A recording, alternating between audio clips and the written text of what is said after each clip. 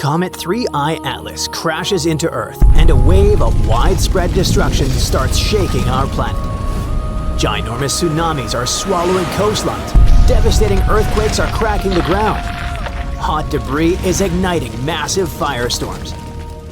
Thick clouds of dust are blocking the sun. Now, that's what could happen if 3I Atlas, a massive comet traveling through the solar system, collided with our planet.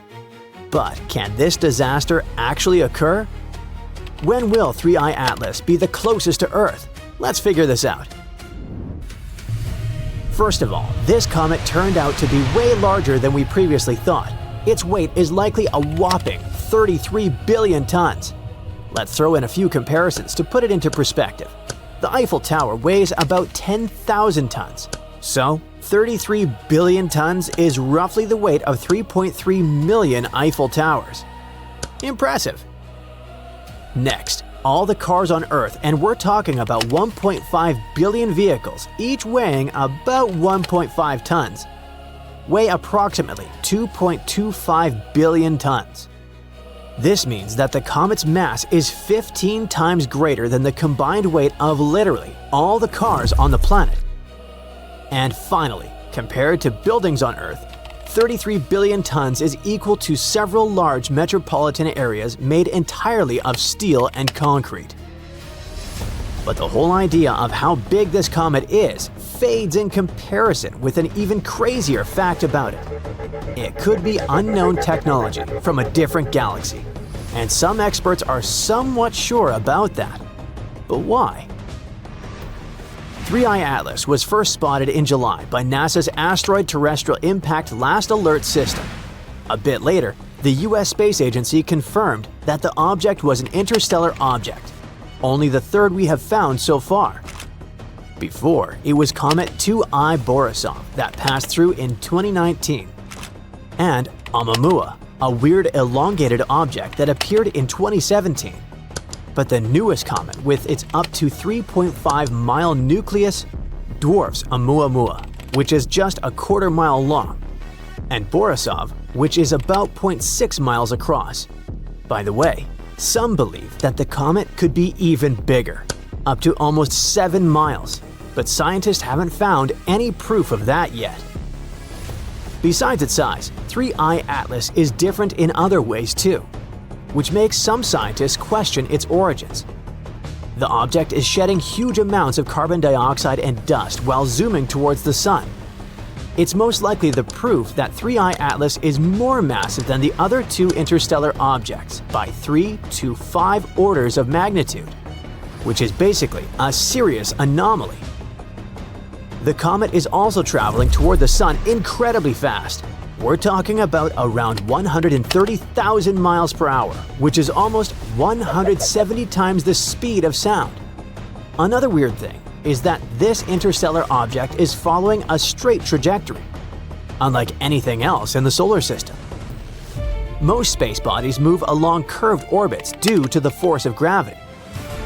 That made some researchers believe that 3I Atlas might be a probe sent by another civilization to explore Earth, possibly with not-so-friendly intentions.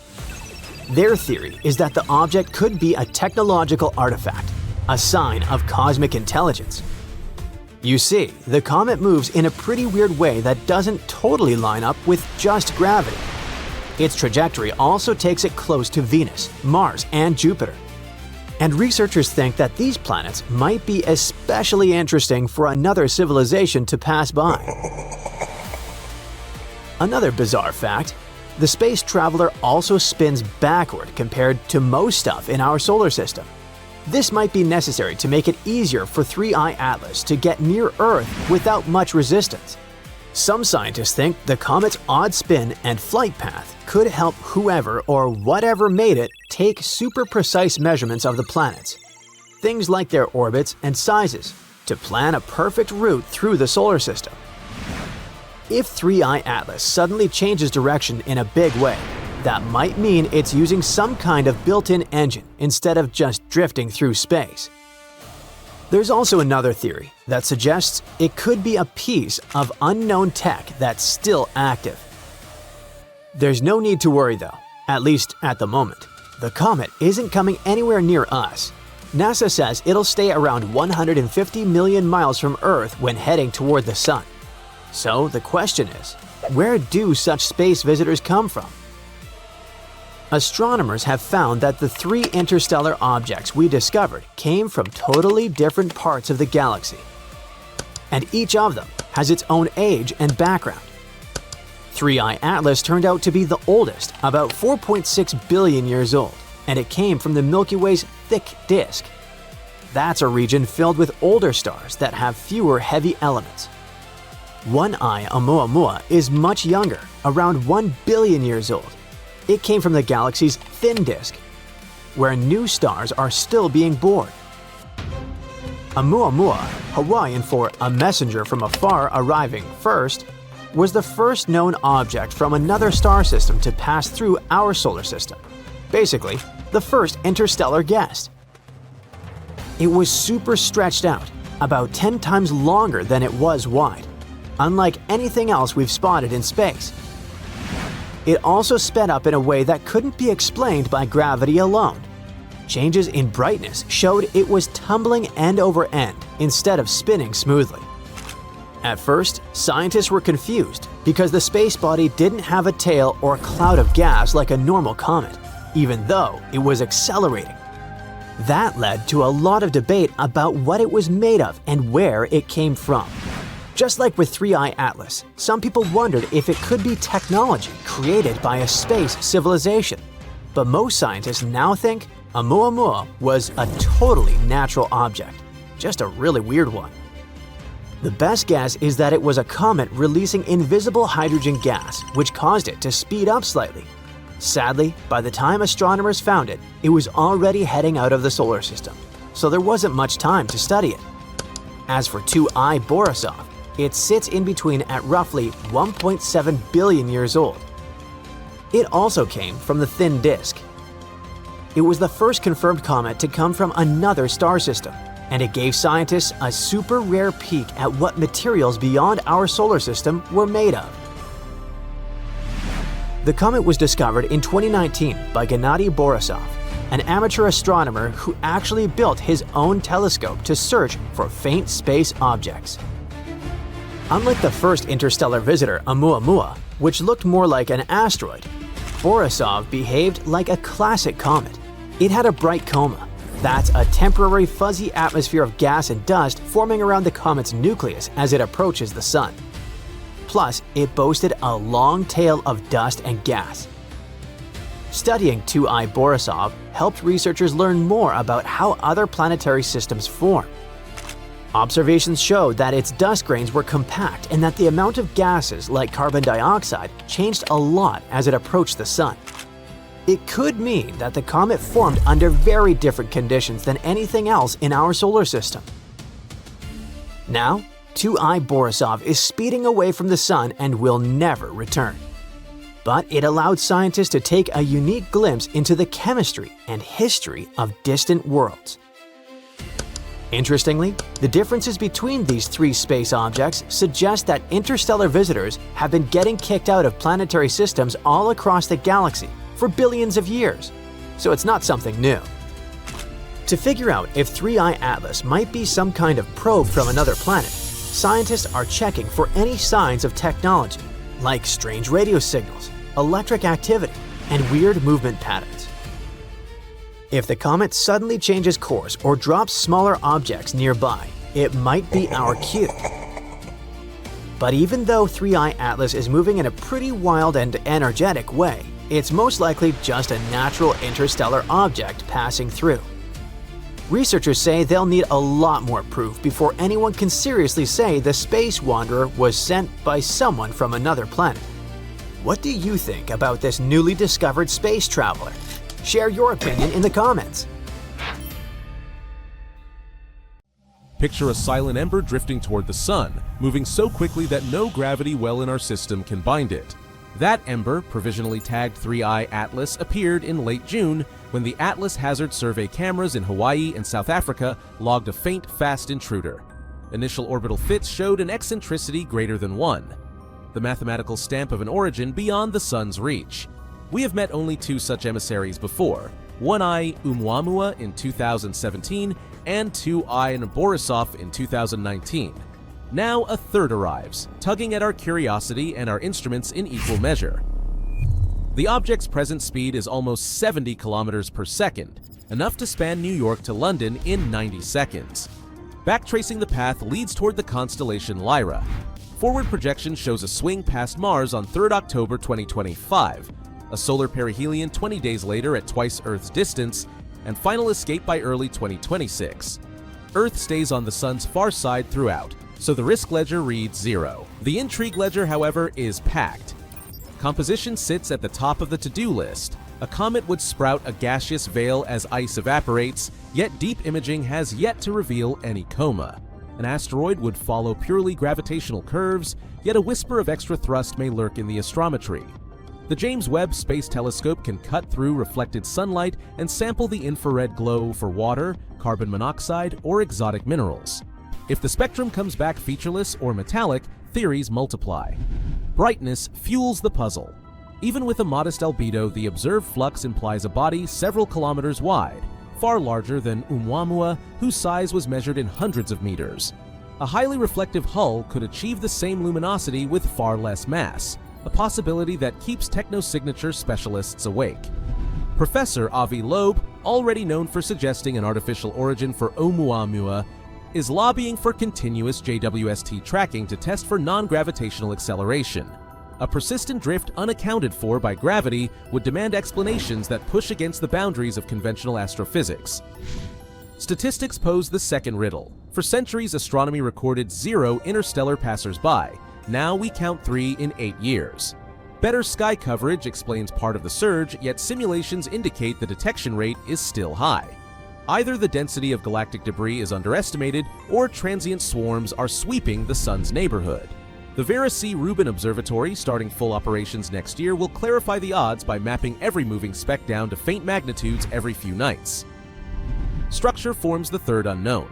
Light curve monitoring can reveal whether 3I spins like a platter, a spindle, or a rubble pile loosely bound by microgravity.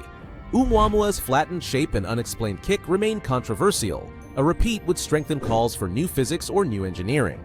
Rapid tumbling might indicate past collisions, freshly exposed ice, or even deliberate attitude control. That opportunity extends well beyond the object itself.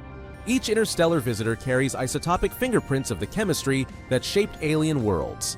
Sampling those fingerprints, even remotely, refines models of planet formation, volatile delivery, and the migration histories of giant planets.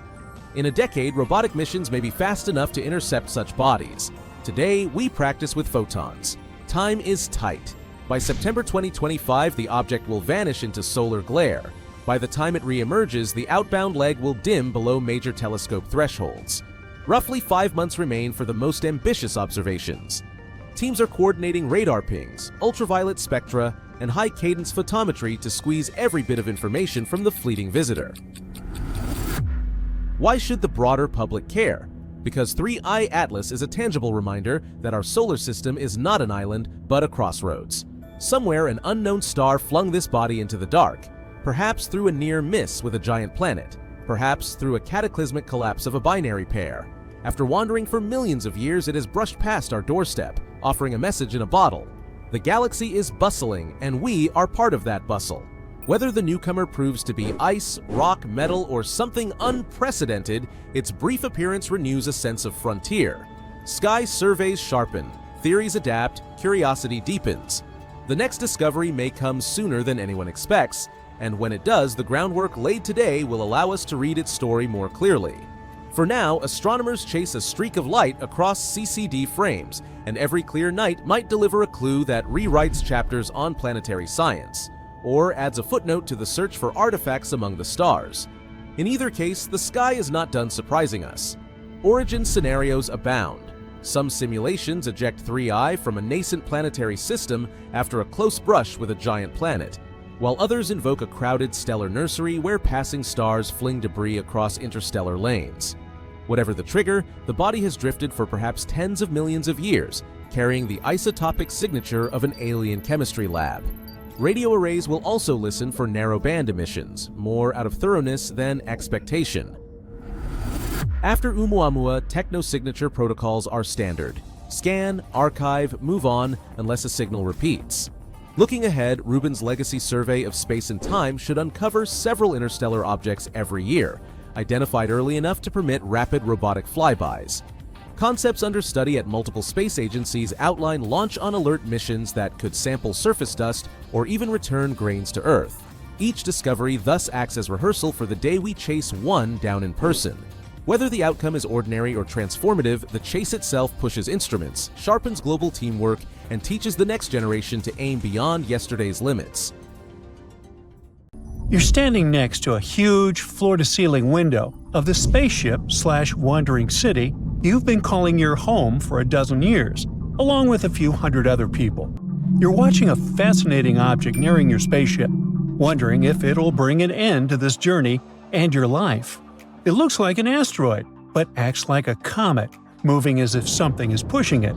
Can it be the engine created by another space civilization? Are you doomed, or are you about to have contact with a different kind of intelligence? Now, let's leave this post-apocalyptic fantasy and take a closer look at these space invaders called dark comets. The most intriguing question is obviously, what makes them move? Most likely, it's some gas or material escaping from the surface of these space objects. Interestingly, until recently, no one has even been sure they existed.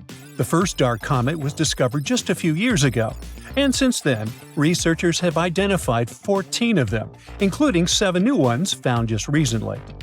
The story of dark comets began in 2016, when scientists noticed something strange about an asteroid called 2003 RM. Its orbit wasn't quite what they expected. It had shifted slightly, and no one could explain that shift by typical asteroid behavior, when they received tiny pushes caused by sunlight heating an asteroid unevenly. Instead, the movement suggested that 2003 RM might have been releasing material, something comets often do. But there was a catch. The thing didn't look like a comet. There was no tail, no visible gas cloud. It was just a tiny dot of light, like a regular asteroid. At first, scientists thought 2003 RM was just a one-off mystery. But in 2017, a telescope spotted another strange object, this one from outside our solar system. It was Oumuamua. It too looked like an asteroid, but had a path that changed as if gas were escaping from it. The similarities between Oumuamua and 2003 RM made researchers think there might be more of such odd objects out there. By 2023, 7 more had been discovered in our solar system. These discoveries were enough to give this new type of object the name of dark comets. Now, scientists have enough data to start noticing patterns and learning more about their characteristics. And so, they have identified 2 main groups of dark comets.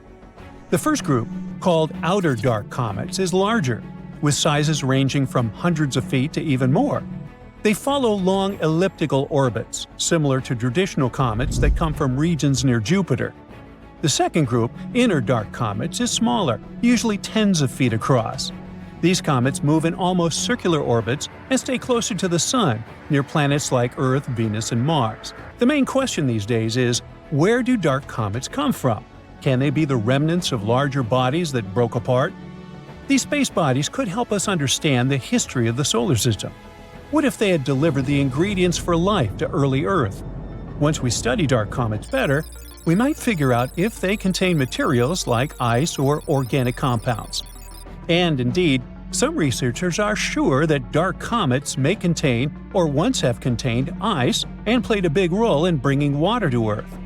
According to a couple of studies, some asteroids in the asteroid belt, a region between Mars and Jupiter filled with rocky debris, might have ice beneath their surfaces, and this ice from the asteroid belt could have traveled into near-Earth space. In other words, it could be a pathway for water to reach our planet. So far, no one is saying that dark comets definitely brought water to Earth, but they might be another mechanism for moving ice from one part of the solar system to another. The study also hints at a connection between dark comets and a group known as Jupiter family comets. These are comets whose orbits are strongly influenced by the gravity of Jupiter, often pulling them inward toward the Sun. This connection makes it even more difficult to understand where dark comets come from and how they behave. Now, let's take a closer look at the differences between asteroids and comets. Traditional asteroids are rocky bodies that orbit relatively close to the Sun, typically within the ice line. This region is so close to the Sun that any ice on an asteroid's surface would turn directly from a solid into a gas, leaving behind only rock. Comets, in turn, are icy bodies that form farther from the Sun. When they approach the inner solar system, their ice starts turning from a solid to a gas tube, creating a visible cloud called a coma or a tail while releasing dust and gas. Dark comets blur these definitions. They appear as rocky asteroid objects without a coma or tail, but they have behavior typical of comets, and that's small non-gravitational accelerations. These accelerations occur when ice turns into gas, giving the object a slight push. After analyzing 7 known dark comets, astronomers estimated that between 0.5% and 60% of all near-Earth objects might belong to this mysterious category. And since dark comets likely come from the asteroid belt, ice is likely to exist even in the regions of the belt previously thought to be too warm. Now, near-Earth objects like dark comets don't stay in the same orbit forever. The near-Earth environment is unstable, and objects typically remain there for about 10 million years. Since the solar system is over 4.5 billion years old, this means that new near-Earth objects must constantly replace those that are lost. Now, astronomers have used computer models to simulate the movement of objects under the influence of non-gravitational accelerations. They've traced the paths of these objects over a span of 100,000 years and discovered that many ended up in the same regions where we find dark comets today. Now, do you remember that space rock 2003 RM, which was the first to be called a dark comet? Well, it provided a particularly interesting clue. Its elliptical orbit brings it close to Earth, then out near Jupiter, before returning to Earth again. This trajectory matches what scientists would expect from a Jupiter family comet, an object that was likely knocked inward from its original orbit. Most of the other dark comets studied, however, seem to have come from the inner regions of the asteroid belt, closer to Mars. Dark comets are often small and spin rapidly. Astronomers often describe them as dirty ice cubes, all because these objects are a mix of rock and ice, and when they cross the ice line, their ice begins to turn into gas. This process not only causes those small non-gravitational accelerations, but also increases their spin rate.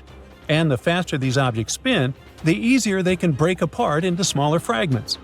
The pieces that break off also have ice, and as they spin faster and faster, they break into even smaller pieces. This process continues until you're left with very small, fast-spinning objects. This cycle of fragmentation helps explain why dark comets are often so tiny, but it could also mean there are more of them than we currently know about.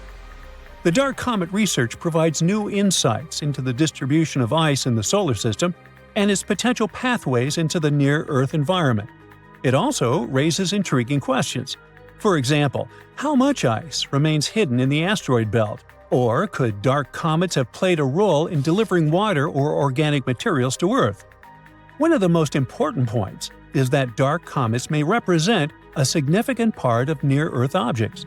If it turns out to be true, it could mean that our understanding of the population of near-Earth objects and their potential risks for our planet is far from complete. The processes shaping dark comets, from sublimation to fragmentation, could be a major factor in the evolution of icy bodies throughout the solar system. Luckily, these days, scientists have an opportunity to combine advanced modeling with observations, which can eventually shed light on that very elusive class of objects that could have clues to the history of water and life on Earth. A sound from space? When up there in space, no one can hear you talk, laugh, or scream.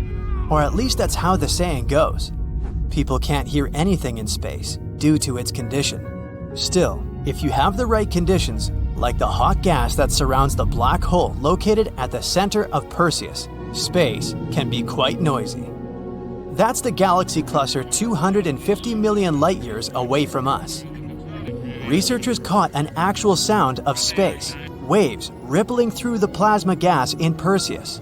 They first realized black holes generate acoustic signals in 2003, but this is the first time they brought these signals to the human ear, and wow, this sounds terrifying.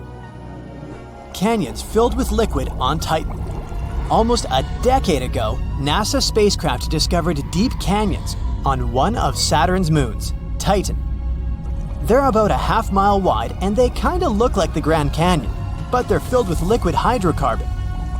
This was the first time we came upon evidence of canyons and channels filled with liquid on Titan. Our solar system is full of small particles and bigger rocks that circle the sun, the same way as planets. Sometimes it happens, some of them change trajectory, which is why falling pieces of debris strike the planets. Most of the meteorites and comets originate in our solar system. Some from the asteroid belt between Jupiter and Mars, while others come from the Kuiper belt, that's located beyond the orbit of Neptune. But 5 years ago, scientists found something unusual, a red, elongated floating space rock called Oumuamua. It could be more than 3,000 feet long, but its size still wasn't the most impressive part. It was the first interstellar object we saw passing through our solar system. It means it formed and came outside of it. It was traveling way faster than asteroids and comets from within our solar system. No one knows where this weird object came from. Many, many years ago, when it started its journey and sailed away from its parent planetary system, the stars weren't in the same position as they are today, so it's hard to pinpoint where Oumuamua ran away from. The rock could have been on its journey for billions of years. Solar termination events. Our sun is not just a flaming ball of gas we see in the sky. It's actually a pretty complex network of towering plasma fountains, magnetic fields, and blobs of unusual matter 500 times bigger than our own planet. And then there are solar termination events. When it comes to its activity, our sun goes through a natural cycle of troughs and peaks. Approximately every 11 years comes the time when the sun is more active than in other periods of the process. As the cycle goes to the end, there are fewer emissions and sunspots. That's because magnetic fields are weakened at that point, and they collide along the sun's equator. This results in enormous tsunamis of plasma.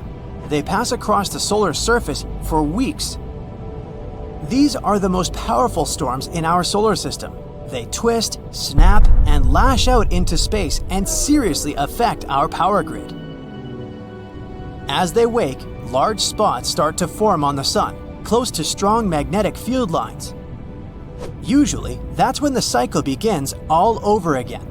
No one still knows why exactly they form. Also, we're not sure if this only happens at the end of the cycle, and knowing more about this could help us prepare for raging solar storms better. Tsunamis on Mars. It appears the shorelines under the Martian surface formed because of two enormous tsunamis. Mars has something that's probably the longest landslide in our entire solar system. The rocks rolled down the mountain probably billions of years ago. They fell into the water and caused a gigantic wave that rushed across the Martian landscape. As the tsunami was getting bigger, the rocks scraped all along the solid ground beneath them, and these sandy waves left their prints on the shoreline, not so close to Olympus Mons. That means it's possible the waves traveled a couple of hundred miles. This supports the theory that Mars once had an ocean hidden below its dry desert surface. Sure, Oumuamua was cool because it was the first object we've seen coming from outside of our solar system. It's past us now, so it's not possible to study it anymore. But something else came from outside our solar system after Oumuamua. A comet called Borisov. It came with a tail over 100,000 miles long. Teams got the first images of Borisov in 2019. A bright white glow was surrounding it. And that was one of the first signs where scientists realized This comet wasn't from our solar system. They tried to collect as much information as possible because they remembered how quickly Oumuamua got away. Borisov came from a freezing place as cold as the Kuiper Belt. One theory says it may have originated around a red dwarf, which is the most common type of star in our galaxy, the Milky Way. But unfortunately, Borisov was also very fast. So fast that they only managed to see it a couple of weeks before it passed by our planet. By now, it's almost out of our solar system. Finding new planets is always such a thrill, just like it was in 2017 when a group of researchers discovered Super Earth. It's an exoplanet, which means it orbits a star outside of our solar system. This one has a mass almost 3 times that of our planet, and it's only 21 light-years away. It orbits M dwarf star, and it manages to make a full circle in only 2 weeks. So that's how long the year is on this planet. It's closer to its star than Mercury is to our Sun. But M dwarf stars are cooler than our Sun, so it's possible this planet still has water. Super Earth is generally a term for planets that are lighter than ice giants such as Uranus and Neptune, yet more massive than Earth. They can be made of rock, gas, or even a combination of both. The one they discovered in 2017 is especially interesting because this type of planet can also hold some form of life. Leroy Chiao is an astronaut who commanded the International Space Station back in 2005. This one time, during his final spacewalk, some pretty unusual lights caught his eye. It looked like 5 lights flying near him. They were in the shape of a pyramid, since one light was a bit further ahead.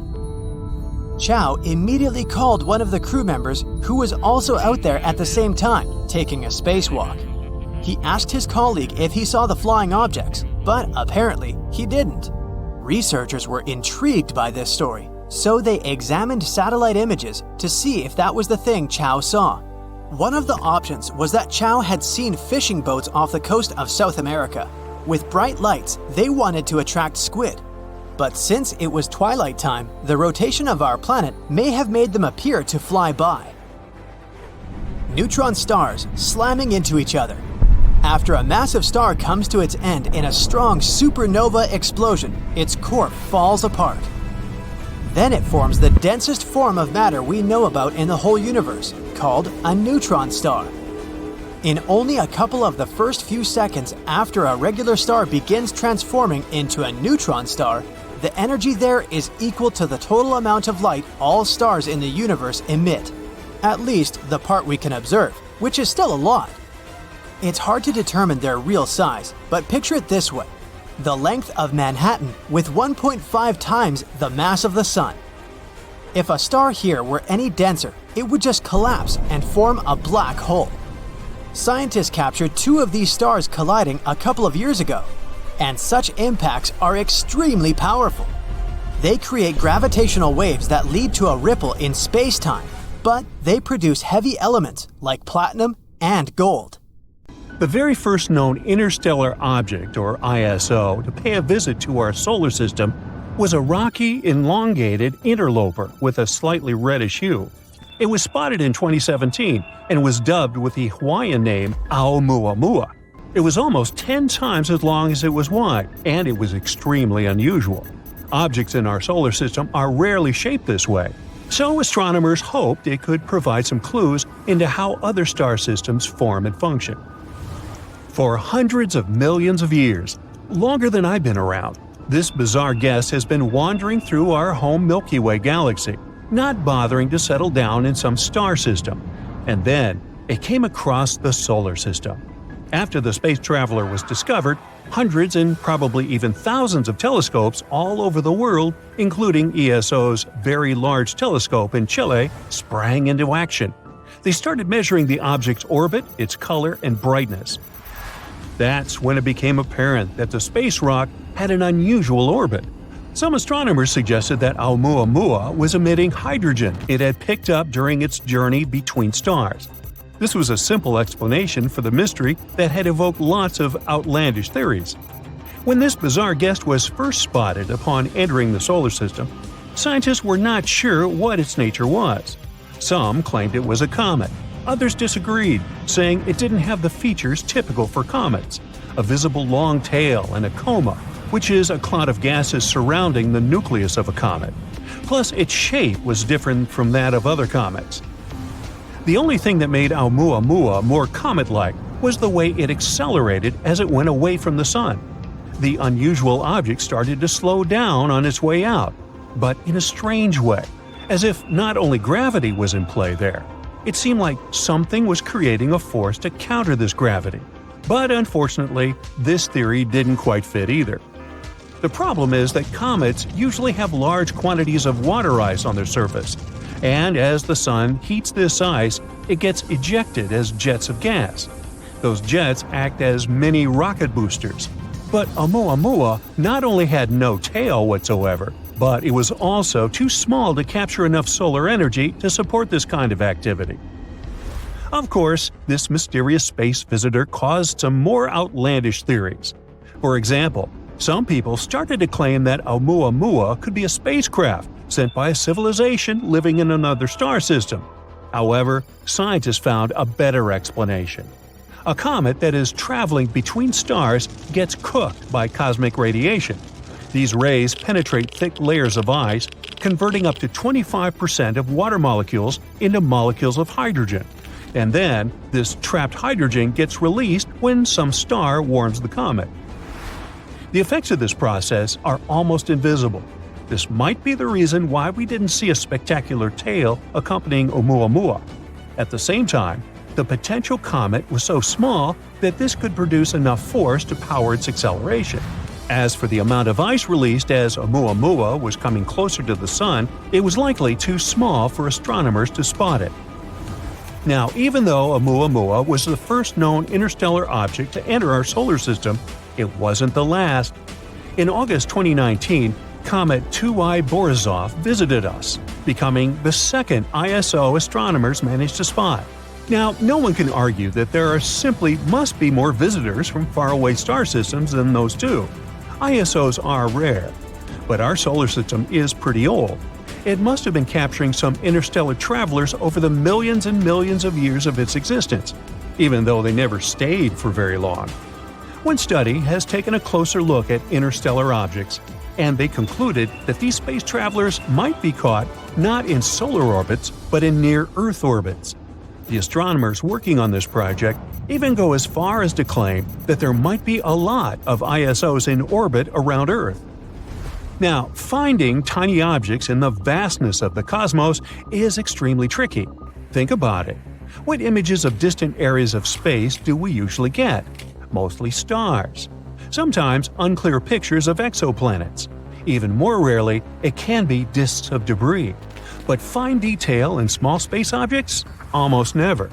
So it's actually lucky for us that other solar systems send their inhabitants to visit us. Because by studying ISOs, we gain insight into the formation, evolution, and functioning of other star systems. Have you ever heard of the Oort cloud?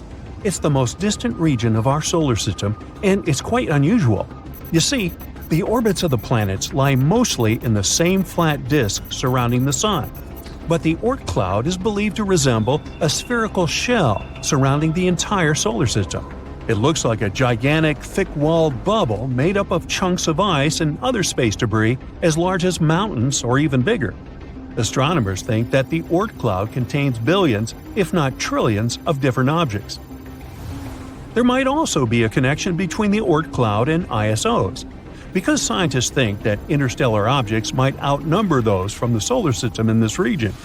Even though no one has ever observed the Oort cloud directly, astronomers are sure it does exist. They made such a conclusion after observing the distribution of comets in our solar system.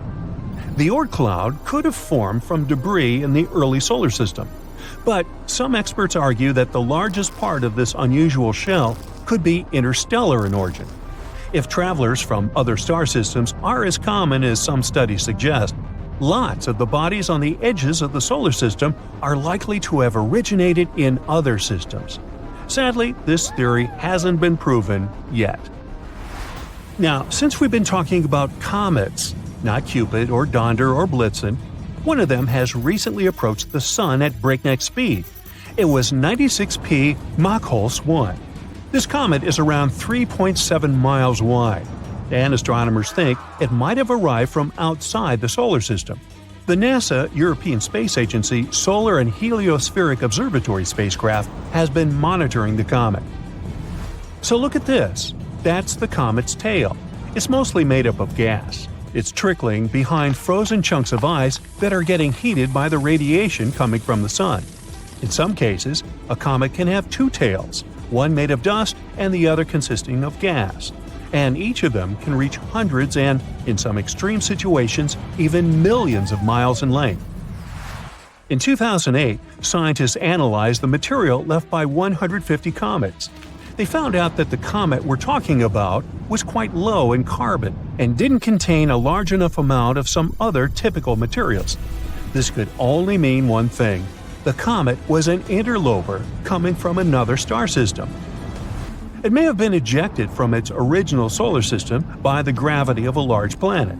After that, the poor homeless thing probably spent a large amount of time wandering around space, until it came across Jupiter. The gas giant could have bent the comet's trajectory, trapping it in orbit around the Sun. There's one more theory. According to it, the comet formed in a poorly studied region of the solar system, and it has this weird composition due to its repeated journeys around the Sun. Now, scientists are watching the comet with anticipation, like Christmas. Since it's an atypical one, both in its behavior and composition, they don't know what they will see, which makes the whole process even more exciting. Most comets falling toward the Sun are quite small, not more than 32 feet across. That's why they burn up as soon as they come close to our star. But the sheer size of Mach-Hulse 1, which is more than 2/3 the height of Mount Everest, seems to protect the comet from evaporating completely. Psst, a giant is hiding in the sky. Kipu is the biggest thing we've ever found in the nearby universe. It's been messing with our understanding of the universe for years, and we've just discovered it. Kipu is dense, powerful, and dangerous to ignore. If we don't understand structures like this, we might be reading the universe completely wrong. So, what exactly is it? It's not a solid object like a planet or a star, and it's not a single thing. It's a superstructure, basically an entire region of the universe, a tangled mess of matter spanning a huge amount of space stitched together by gravity. Kipu is made up of an enormous web of galaxies, galaxy clusters or giant groups of galaxies, gas and dark matter. It's like a superhighway, with galaxy clusters being the cities, filaments being the roads, and dark matter being the invisible infrastructure holding it all together. This giant stretches across 1.3 billion light-years. That means if you traveled at the speed of light, it would still take you 1,003,000,000 years just to cross it. Kipu also holds 200 quadrillion solar masses, even though it only takes up 13% of the observable universe. The name Kipu comes from the Incan system of knotted cords used to record things, called quipus. It was like a writing system. In that system, each knot, color, and twist told a story, numbers, taxes, harvests, and so on. So, when astronomers saw this colossal structure in space, long, tangled, and branching like space cords, they named it after this language of knots. Plus, the shape of the space reminded scientists of those threads. There's a long central filament, and the smaller ones are branching off the sides. What's even more fascinating, Kipu isn't alone. When scientists mapped this part of the universe, they found 5 of these massive structures. They aren't just sitting there either. They formed over billions of years through gravity slowly pulling matter together. All told, all those giants hold nearly half of all the galaxy clusters in that region, 30% of all the galaxies, and a quarter of all the matter in the observable universe. The team that found Kipu used a clever trick. They searched for X-rays coming from galaxy clusters. These clusters aren't just full of galaxies, they're also filled with superhot gas. That gas is so hot it glows in X-ray light, which we can't see with our eyes, but special telescopes can. If there's a lot of that X-ray glow, it means there's a huge amount of matter, galaxies, gas, and dark matter all pulled together by gravity. That's where the densest, most crowded areas of the universe are. So, by following the X-ray glow, the scientists could draw a map showing where the biggest cosmic structures like Kipu were hiding. Why does any of this matter? Because these megastructures mess with everything. First of all, they warp the cosmic microwave background, the ancient light left over from the Big Bang. It's a faint glow of light that fills the entire universe. After the Big Bang happened and our world was created, it emitted its very first light and signals that still haven't completely weakened yet. The leftover radiation is still coming to us, even after 13.8 billion years. By studying this ancient light, scientists can learn what the early universe looked like, and Kipu ruins it for us. These megastructures hold so much gravity that they bend and distort this ancient light as it passes through them. That's called the integrated Sachs-Wolf effect. These warps add noise to the original signal, and now it's harder for us to get a proper, clearer understanding of what the baby universe looked like and how it expanded. They also mess with the Hubble constant. The universe is constantly expanding, and the Hubble constant tells us how fast it's growing. In other words, how quickly galaxies are moving apart from each other. But giant things in space, like Kipu, have so much gravity that they pull nearby galaxies toward them, messing up the way those galaxies move. This makes it harder for scientists to measure the universe's true speed of expansion. They can't tell if a galaxy is moving because of the universe growing or just because it's being pulled by something huge nearby. And finally, there's gravitational lensing. Light in space travels constantly, but it doesn't always follow a straight line. If the space gets distorted, like by gravity, then the light traveling through the space will get bent and distorted too. Gravitational lensing is when light from faraway galaxies gets bent because it passes by something supermassive, like Kipu here. That huge gravity pulls on the light, like how a heavy ball can bend a sheet. And since light delivers information to us, literally makes us see what things look like, this bending distorts how we see galaxies. The images of galaxies end up looking stretched, brighter, or we can even find an entire galaxy in the wrong place. It's like looking at our universe through a warped magnifying glass. If we're not careful, we could misread those distortions and get the wrong idea about what our world looks like. Luckily, we didn't just drop these mysterious superstructures out of nowhere.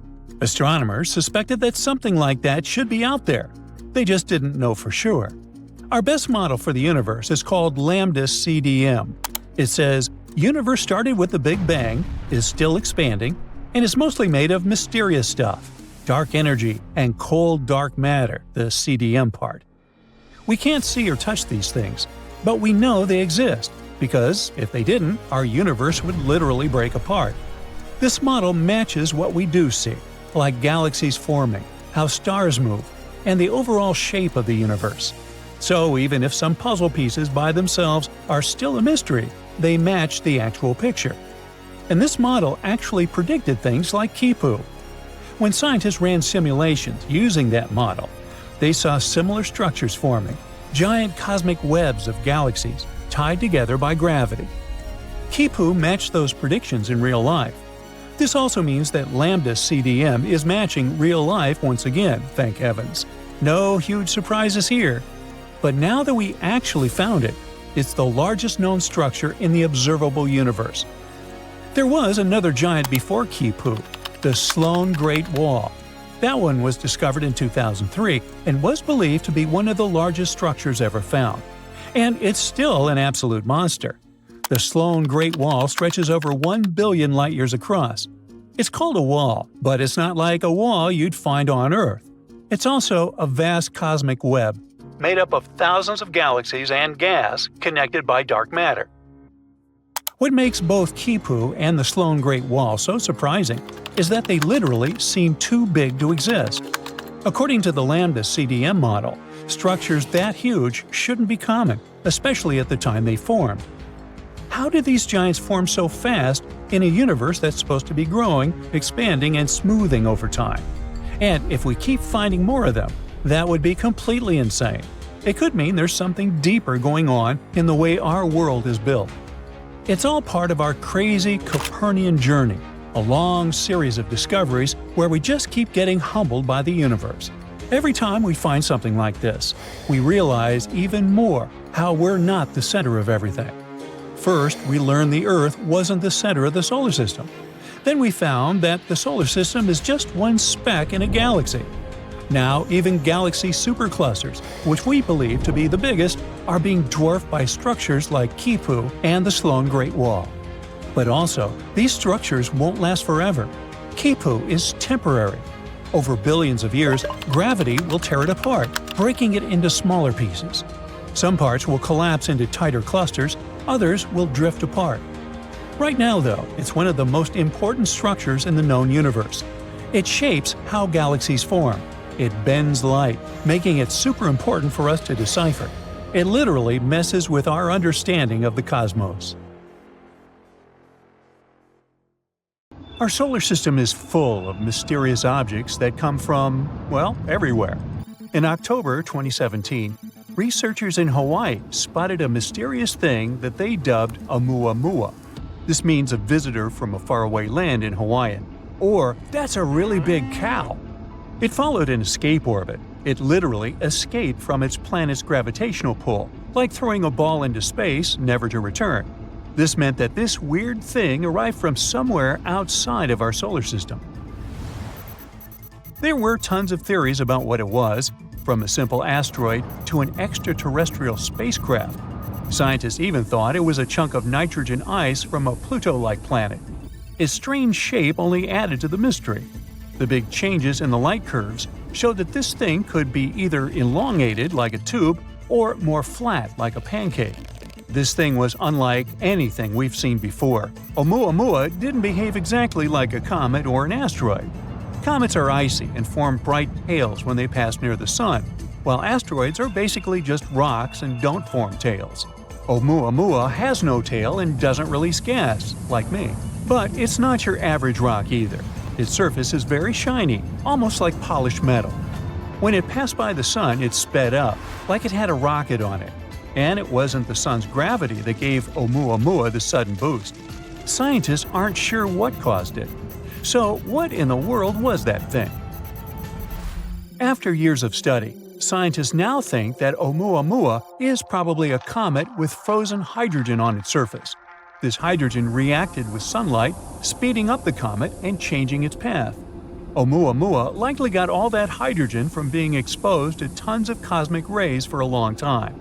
It got some nice red tint from them as well. Oumuamua was a visitor from a young, chaotic solar system where collisions and migrations happen all the time. Such systems often toss many small objects around. It might have been pushed out by a planet like Jupiter, whose gravity is so insanely strong that it can fling huge things into outer space. The same thing often happens with comets here. Oumuamua already left our solar system, although similar objects visit us sometimes, about once per year.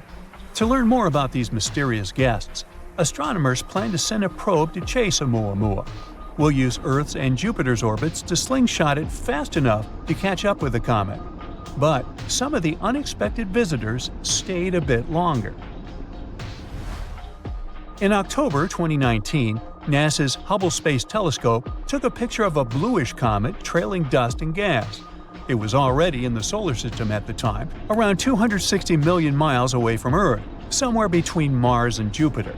We saw the glowing dust surrounding it, but we couldn't yet see its nucleus since it's way too small. Well, small is relative here.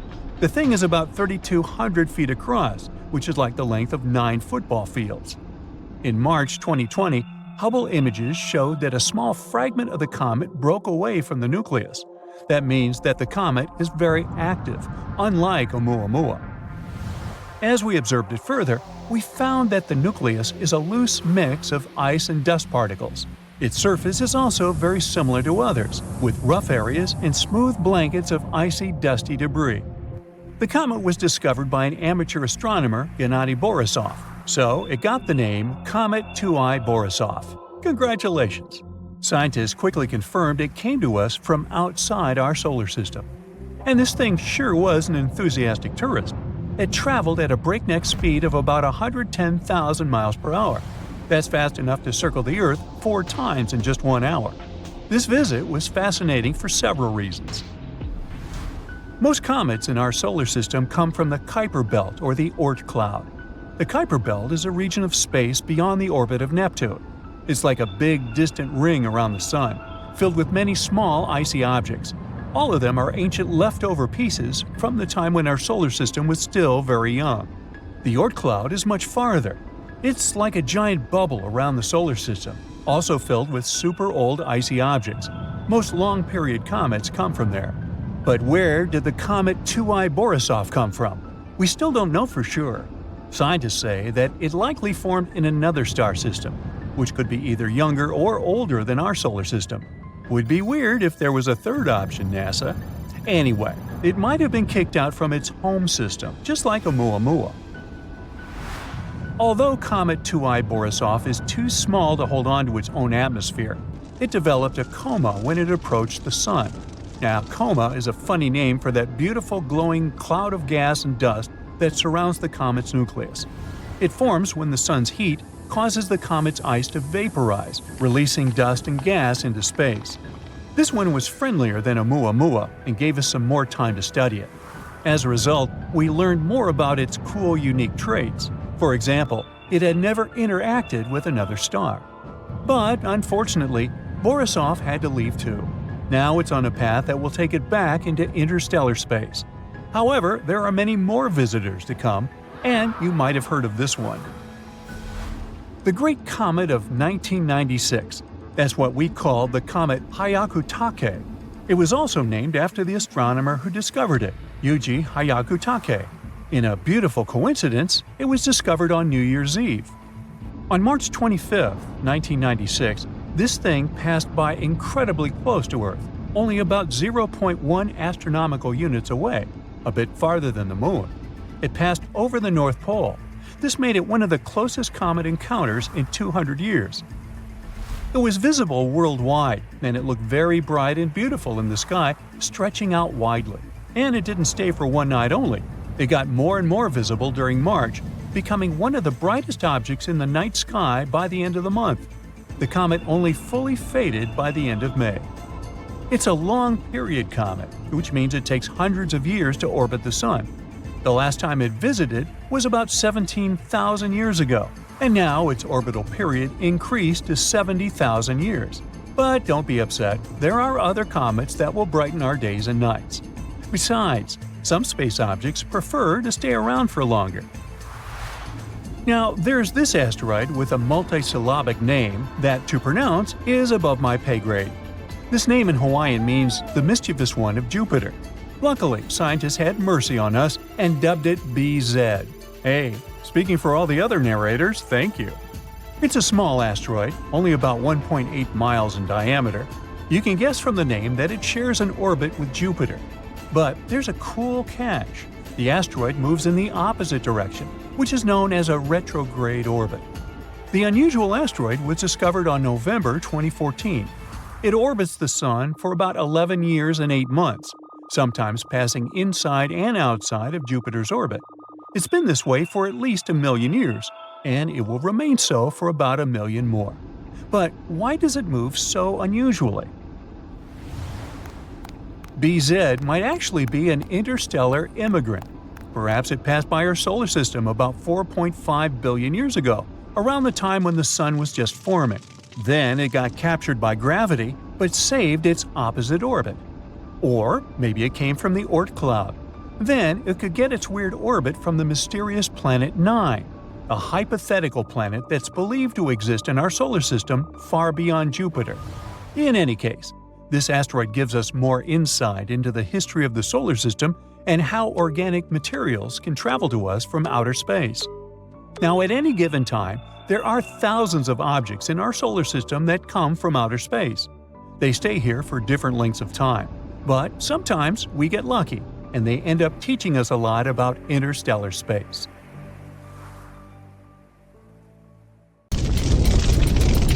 Whoa! A wall of fire spreads around the epicenter of the impact. It burns everything in its path. The waves raised by the explosion cover large cities, and earthquakes are so strong that giant skyscrapers fall like a house of cards. So, these are the possible consequences of the collision with the first interstellar object in history to visit our solar system. We discovered it in 2017, but we're still not sure what it is: an asteroid, a comet, or a spaceship of some outer space civilization. So far, scientists have named it Oumuamua. Sounds like a Hawaiian cow. Well, whatever it is, its speed is much faster than other asteroids, about 54 miles per second. At that speed, you could cross the US from coast to coast in less than 3 minutes. So this asteroid could travel from Earth to the Sun in about 2 months. By comparison, our rockets can travel up to 17,000 miles per hour. The same trip across the United States would take them about 9 minutes. So many scientists speculate that this is an artificial object created by a very advanced civilization. Okay. The shape of the object supports this theory. It's long and narrow and resembles a spaceship. It's about half a mile long, way bigger than the Eiffel Tower. Scientists decided to see if Oumuamua was really someone's spaceship and pointed some radio telescopes at it. If the civilization on that ship had used communication or scanned us with their tech, we would have known about it. But there was complete silence. Kind of like that. Not a single radio wave. But that doesn't disprove the theory of outer space civilization. To find out for sure, we decided to determine the weight of the object. To do that, we use light. More precisely, its reflection. You see, different materials reflect light differently. We take an unknown black stone, for example. It absorbs almost all the light, reflecting almost nothing. Check out the catalog, it's charcoal. Knowing the size and material of the object, we can determine its weight. So, we need to see how much light this object reflects. And when scientists pointed their telescopes at Oumuamua, they learned that it reflects colors that match with iron and also with some solid rocks. And Oumuamua was flashing all the time, a bright flash. Then it would slowly fade, and then it would start to shine again. This means it was spinning. And it wasn't going around its axis like an arrow. It rotated chaotically, moving its edges up and down. Any artificial object or spacecraft would have been torn apart by such overloads. But Oumuamua is still intact. That means it's made of super hard materials that keep it from falling apart. And it's not hollow like a spaceship. It's one solid body. Hey, like me. The astounding speed of this object makes it pretty mysterious. Some comets can have the same or even higher speed, but they also have a kind of rocket effect. So when a spaceship starts from the launch pad, you see fire bursting out of its engines. Every second, the rocket mixes fuel with oxygen, ignites them, and ejects them at a tremendous speed. According to the laws of physics, this is like pushing off a wall. The rocket sort of jumps up from the combustion gases it throws down. That's how the rocket creates thrust and accelerates. Comets work on a similar principle. The sun's rays hit the surface of the comet. Light elements like ice start to evaporate. That gas goes one way, the comet goes the other. Just like a rocket, the comet is pushing off the evaporating gas and accelerates. This gas also forms the comet's long tail. It's as if the massive rock is dragging all this gas behind it. I can relate. Or it's like a car pulls air with it when it goes at high speed. But Oumuamua is not a comet, and it doesn't have that tail, and it doesn't have the same rocket effect as a comet. So it couldn't have accelerated to that speed. But some scientists believe that Oumuamua used to have a tail. Although we discovered it in 2017, it entered our solar system in 1995, and it was hit by the sun's rays even back then. When we discovered this asteroid, it had already lost about 95% of its mass. It simply evaporated.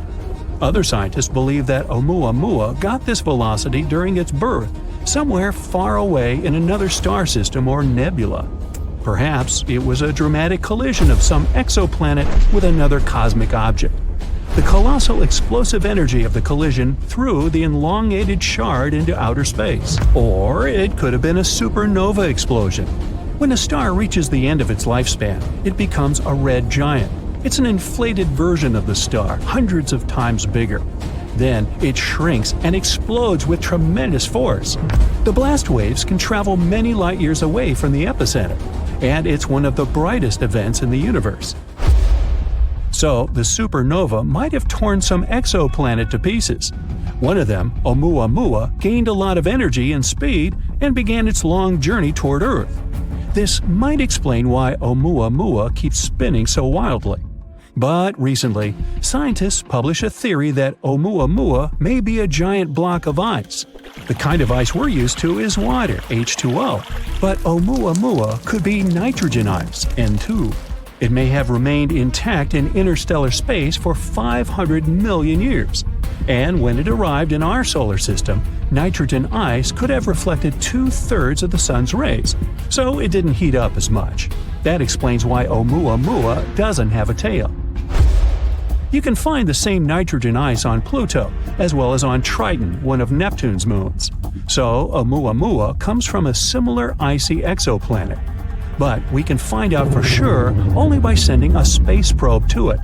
Scientists came up with a plan for that called Project Lyra. The problem is that Oumuamua is leaving our solar system at tremendous speeds, much faster than our rockets can fly. And we need to catch up with this space rock as quickly as possible before it gets too far away. To do this, we can use a gravity maneuver. First, the space probe makes a flyby of Jupiter. It passes close to it to take advantage of its gravity to accelerate. After that, the probe will head towards the Sun, and it'll fly around it as close as possible to fire like a catapult towards the space rock. The second option for reaching the asteroid is to use microprobes. We have to launch about 1,000 of them into orbit. They should be no heavier than a match. Each of them will have a light sail the size of a boxing ring. Then we'll focus a powerful laser beam from the ground onto this sail. It will allow us to accelerate the probe to about 20% of the speed of light. It shouldn't go too fast not to fly past the asteroid. It should be able to enter its orbit or land on it. But if we're too slow, Oumuamua will leave our solar system before we can catch up with it. It'll be a great experience because in the future, we'll be able to use such asteroids as a space taxi. All we have to do is enter the orbit of such an interstellar asteroid or even land on it. Then we would keep moving through space at incredible speeds without using any fuel at all. This would be a great option for traveling long distances or to deliver supplies to other star systems. So why should we be afraid of such objects? Well, a collision with an asteroid the size of Oumuamua could wipe out an entire state. If it were to hit somewhere in the ocean, it could cause waves taller than our skyscrapers. Scientists are anxious to find ways to protect us against such objects. One of them is ramming. If we spot a potentially hazardous object, we could send a spaceship towards it, pedal to the metal. The spacecraft will have to ram the asteroid at an angle that will move its trajectory just a little bit.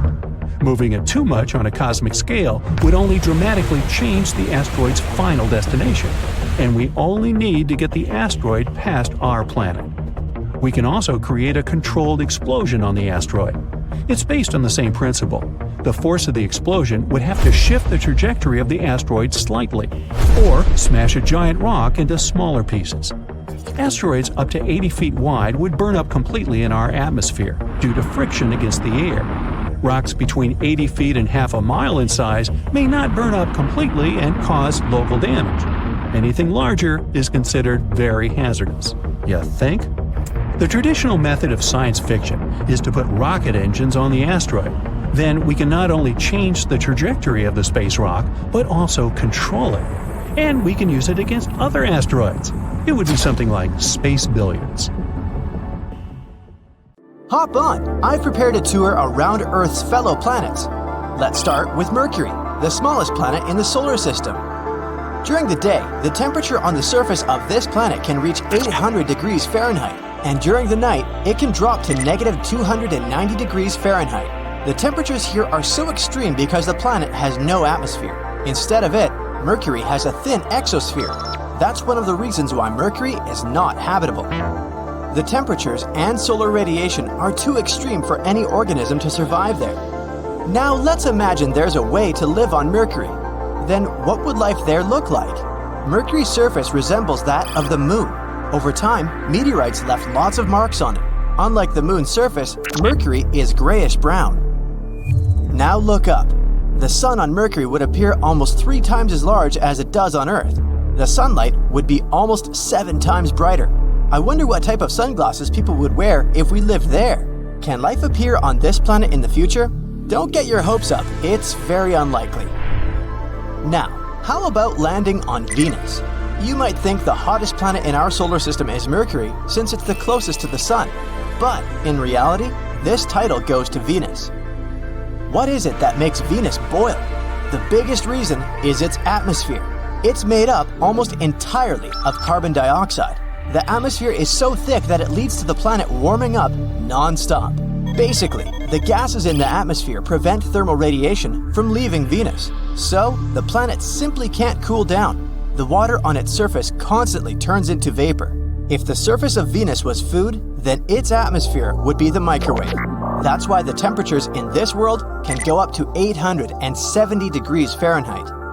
What would it be like to live on Venus? On Earth, seasons change because of the planet's tilt, but Venus doesn't experience any significant changes throughout the year. Things are pretty constant at night and during the day too. And what about the view of the sky?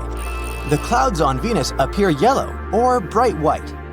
They're mostly made of poisonous sulfuric acid, but then why does Venus appear reddish-orange when you look at it from Earth? Talking about the true colors of planets can be a tricky business. The hue of a space body might be different when you look at it from another planet. If we traveled all the way to Venus, a reddish-brown surface would welcome us. The molecules of carbon dioxide and sulfuric acid block sunlight coming into Venus's surface, hence the reddish-orange color of the planet.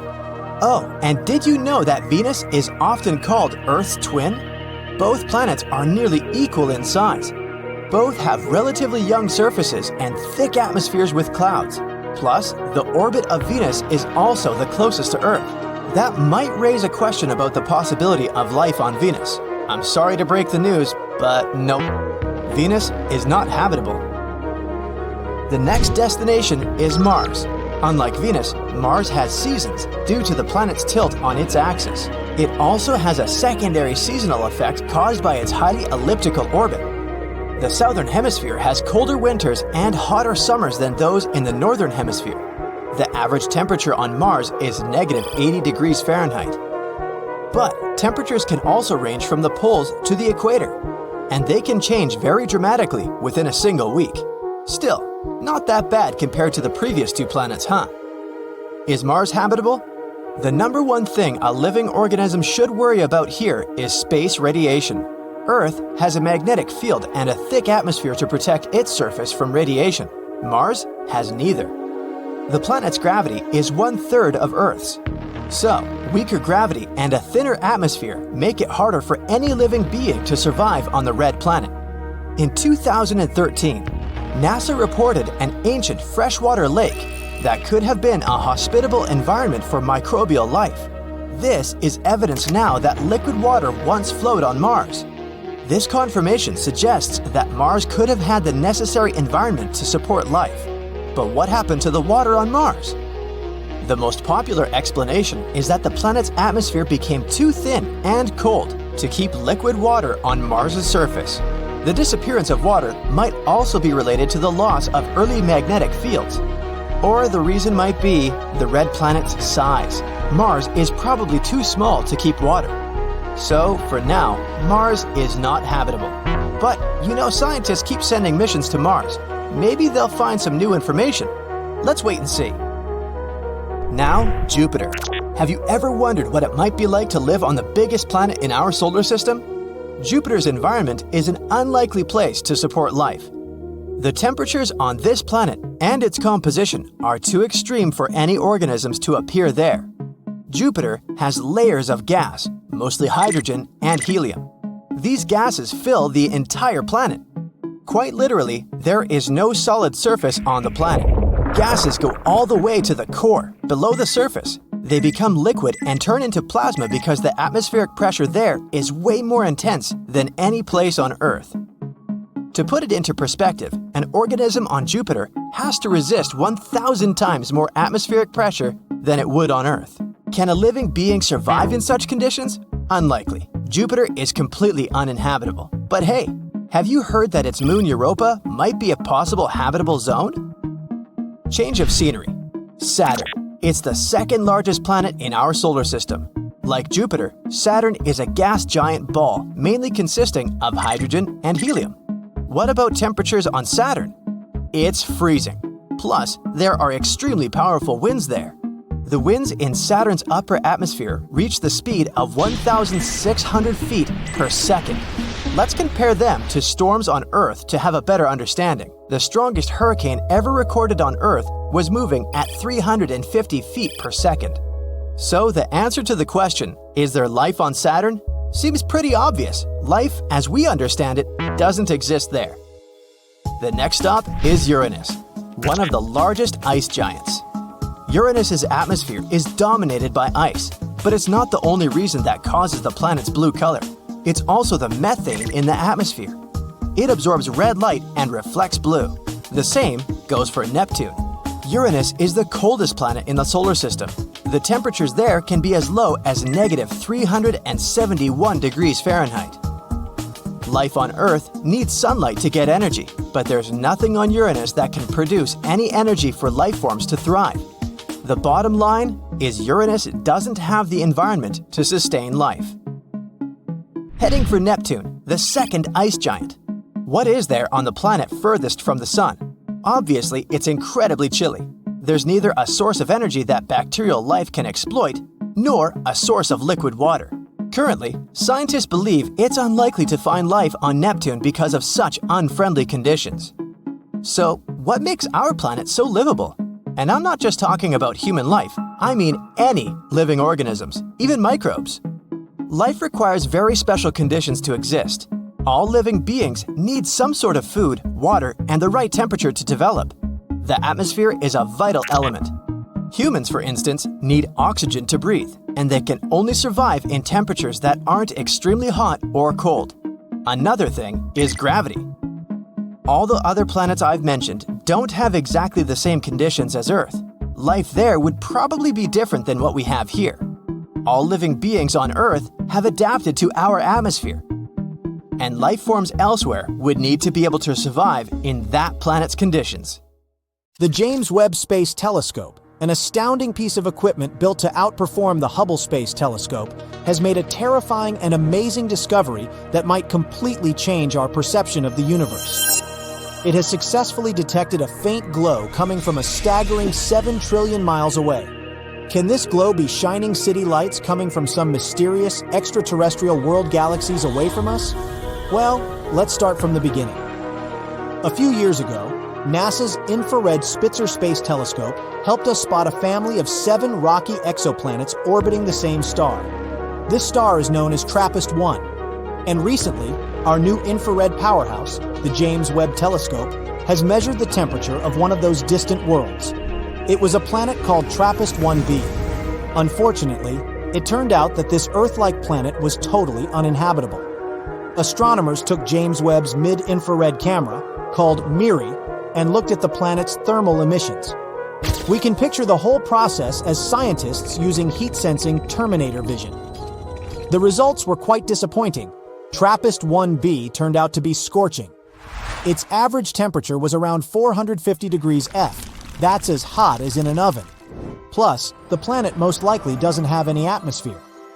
At the same time, this discovery was another record-breaking first for the telescope, which had already produced some newsworthy results by that time. It was the first time researchers detected any form of light emitted by a small and relatively cool exoplanet similar to the rocky planets in our own solar system. No previous telescope had enough sensitivity to measure such dim, mid-infrared light. When 7 TRAPPIST-1 exoplanets were first discovered, the astronomical community was ecstatic. That's because all those faraway worlds were about the size of our home planet and located in their star's habitable zone. It's the region that is just the right distance away from a star for liquid water to exist on a planet's surface. Thus, the planetary system became the best place to look for rocky planets with an atmosphere. But don't get too excited yet. these planets aren't likely to become new worlds for humans to explore. Mostly because the TRAPPIST-1 planets are totally out of our reach at the moment. They're just too far away, at a whopping 235 trillion miles away. Their star is also much smaller and redder than our Sun. It's classified as an M-dwarf star. In our home Milky Way galaxy, there are twice as many of such stars as there are stars like the Sun. And they're also twice as likely to have rocky planets orbiting them. It's probably not surprising that astronomers are very interested in such stars. They're the main targets for seeking potentially habitable planets. And it's also way easier and more convenient to observe rocky planets around such smaller stars. But there's a catch. M-dwarfs are more active than our Sun. They frequently flare and spew high-energy rays which are likely to be extremely damaging to planets' atmospheres and any forms of extraterrestrial life. When researchers examined TRAPPIST-1b before, their observations weren't sensitive enough to determine whether this world had an atmosphere, or if it was just a barren rock. But now, we know. The planet is tidally locked to its star, which means that one of its sides always faces the star, while the other is stuck in perpetual darkness. The latest simulations suggest that if this planet had an atmosphere, its temperatures would be much lower since the air would redistribute the heat around both sides of the planet.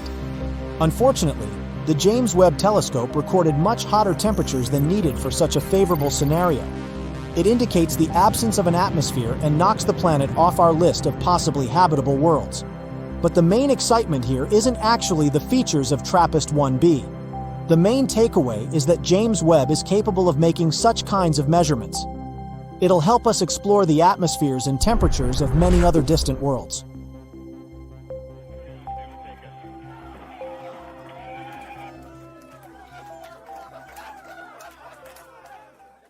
Let's cut the Earth in half. You can see all of its layers. Here's the inner core. It's about 40 times hotter than the inside of your oven. That's the mantle, an ocean of hot lava. Here comes the crust of the Earth, the solid surface on which our civilization lives. But if you look up, there are many layers besides the atmosphere and the ozone layer. Scientists recently discovered a strange bubble here, which protects our planet from radiation. And nope, it's not the Earth's magnetic field. This bubble is made of radio waves. Our planet grows like a Christmas tree in the radio spectrum.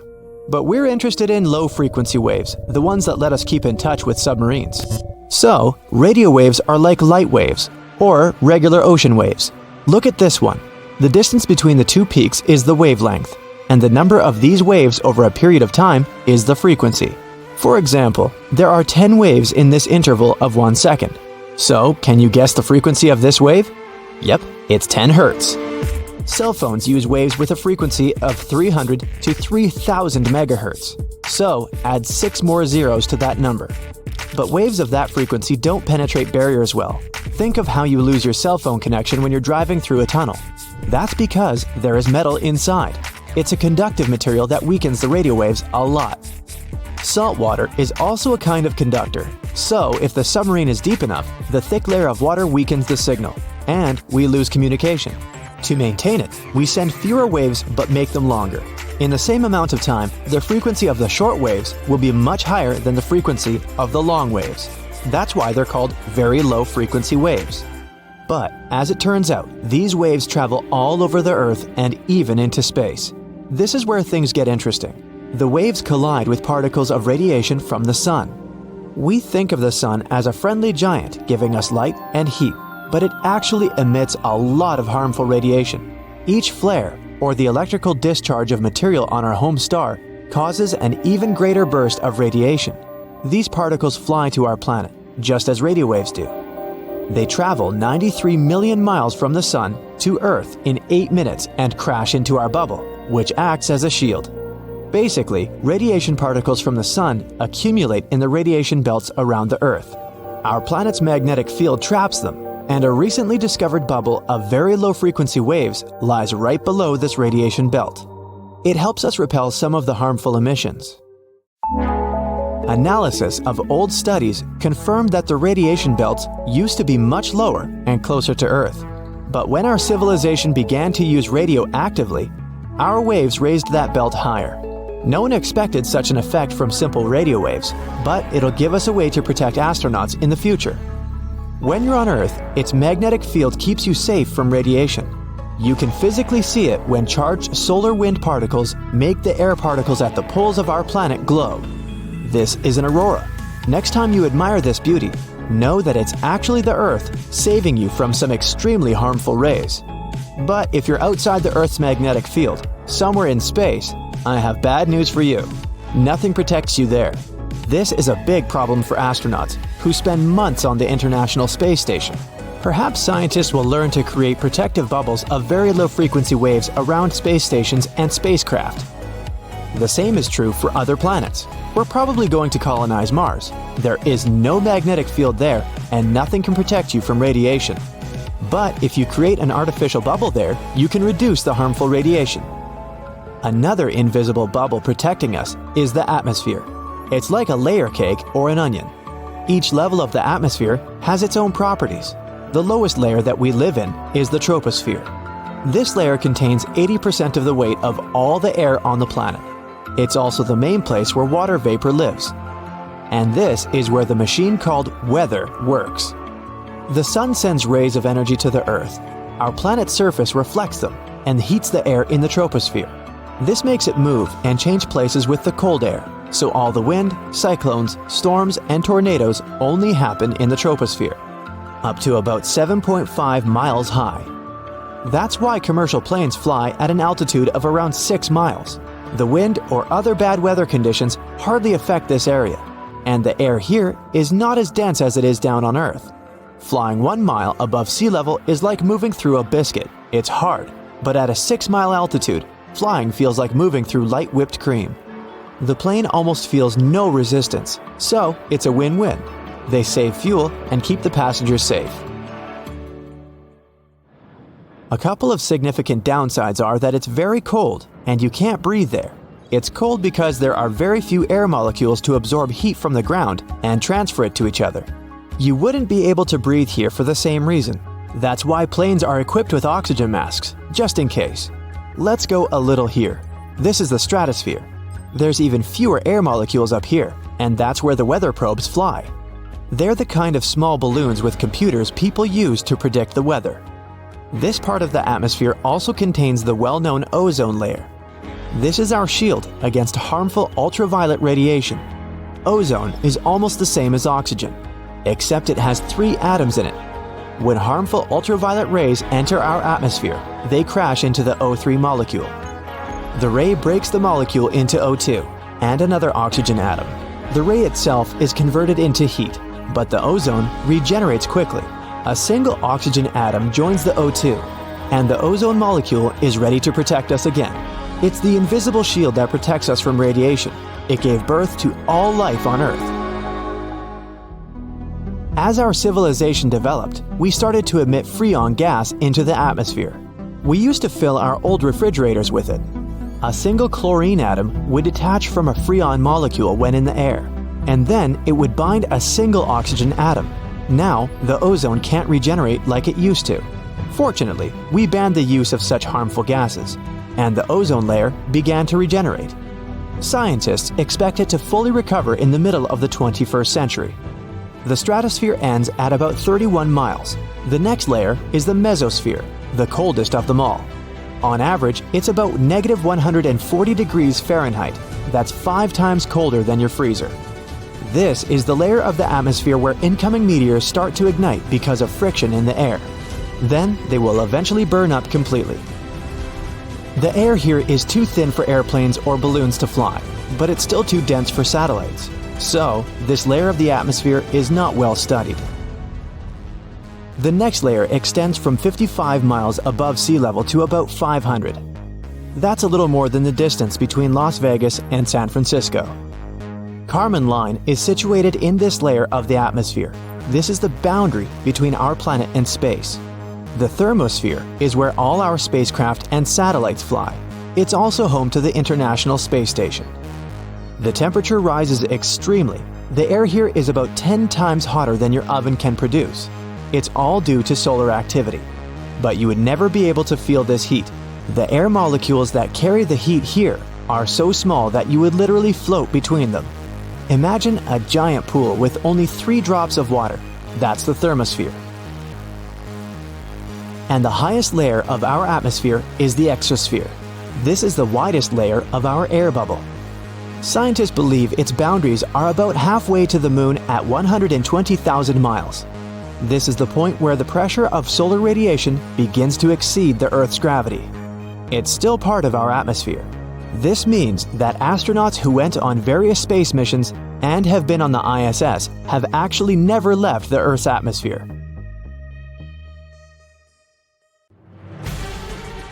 It seems like NASA and China are each planning to send humans to Mars. Both space agencies have tentative plans to launch the first crewed missions by 2033, right when Mars and Earth are playing a game of tag. And that's not all. Other missions may happen in 2035, 2037, and beyond. The ultimate goal is to build a Mars habitat for future exploration and research. So, how are they going to do that? Well, let's find out. Now, traveling to Mars isn't as easy as hopping on a rocket. The distance between our planets can change a lot over time, ranging from around 35 million miles to 250 million miles. And even with our best technology, it takes 6 to 9 months just to get to the red planet. So, a round trip to Mars could mean spending 3 years away from Earth, dealing with extra radiation and floating around in microgravity. But NASA's Jet Propulsion Laboratory has some exciting news. Scientists have been working tirelessly to design a minimal architecture mission to Mars. They're thinking that 2033 is the perfect year to make it happen. So here's the deal. Every 15 years, the rocky planets, Venus, Mars, and Earth, align just right to create a cosmic sweet spot. The mission will make the most of this rare alignment and perform an epic gravity assist maneuver using Venus. It's like getting a boost from a planetary slingshot. We'll speed up our spacecraft and reduce the need for making our own propulsion. The report also talked about some really cool ideas, like using nuclear power for spacecraft engines and using Martian resources to make things. These technologies could make space travel faster, protect astronauts from radiation, and make it easier to live in space. They might even let us make resources and fuel right on Mars. So, this is how the plan goes down. First, we'll launch a spacecraft towards Mars. It'll spend around 30 days in high orbit, exploring and gathering valuable data. Then, it's going to head back to Earth, also swinging by Venus for a quick visit. So this whole adventure will last approximately 570 days, which is just 1.6 years. And a shorter adventure means less exposure to radiation.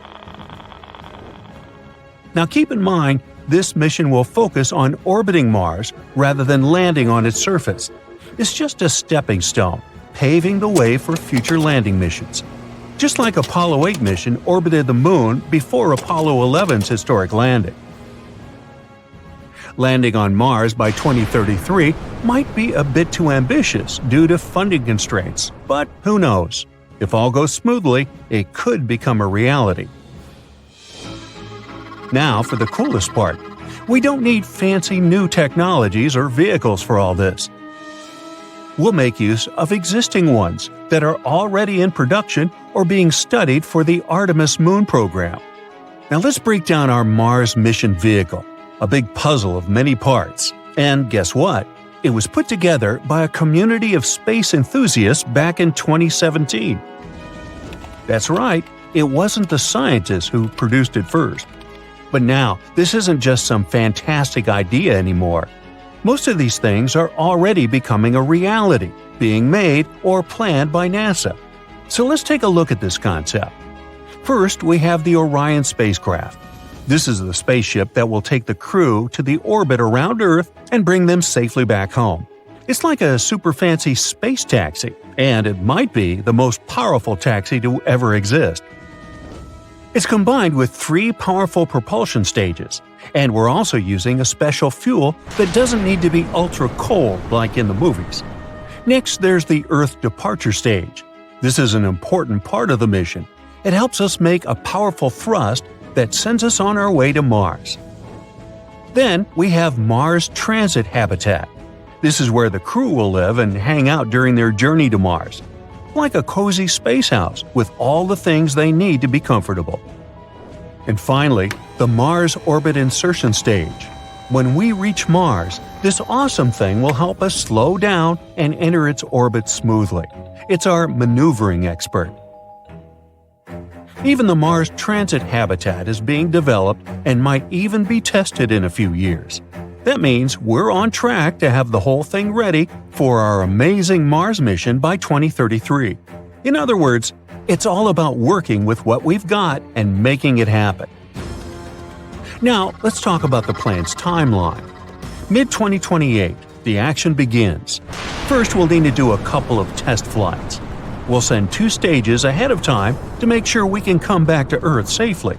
These stages will join together like 2 spaceships becoming best buddies. They'll orbit the red planet and then come home. To do all that, we'll use powerful rockets and 13 commercial launches. It's going to be a huge space party. Late 2032. After all that, we launched the fully assembled Mars mission vehicle to high Earth orbit. So far, this is an empty vehicle that awaits astronauts. If all is good, then it'll be ready for the final check. March 2033. Time for our brave crew and their Orion spacecraft to join the party.